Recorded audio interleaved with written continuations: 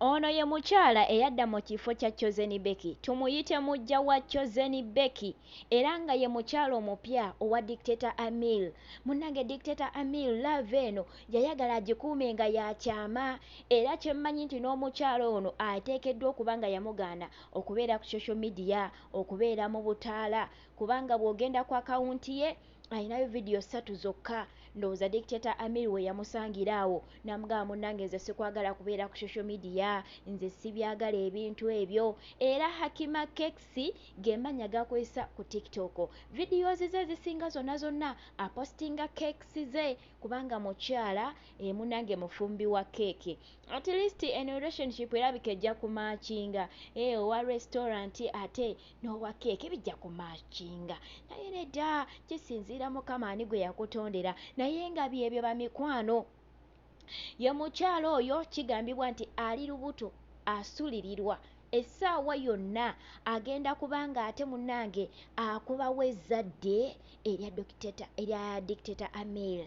Byebyo no munnange naye nga ttiimu Chosen Becky nabo bawaga bagamba naffe tuwaga omuntu waffe tumuwagira. Eriyo abasajja abayimiridde kati oli bw'ayagala omukyalo w'abaana abana this fine love ebeera love bino ebisigadde temuli makulu balina abaana bana yakazaala mu basajja 7 ebyo biveeko tebikola makulu baleka abantu beeyagale.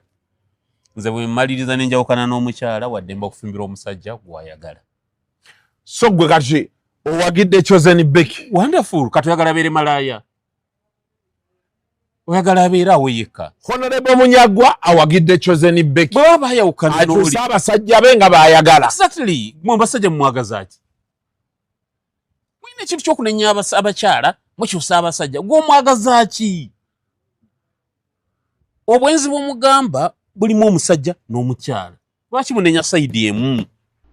ate kasita Honorable awagira naffe tuba tugenda kukoonako bukoonyi natti naye ng'amazima gali nti buli mukyala kyalibadde nga kirungi n'osanyukirako mukyala munno bw'omulaba nga at least waali ayina emirembe. Tetuganye sayidi zonna zifuna okunyigirizibwa naye ebiseera ebisinga abakyala tunyigirizibwa nnyo.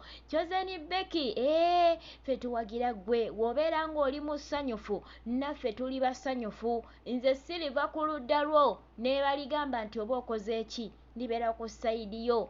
Bwe bityo ebintu birina okubeera bannange naye nga mwena buli omu w'osinzira okuba nti olaba vidiyo za Magi okola kyamaanyi nnyo era nkwebaza nnyo mukwano okoze omulimu omunene nnyo okuba nti ate munnange tuzimba channel okuba nti ekula ate era akomentinga no likinga oyamba vidiyo okutambula mwera.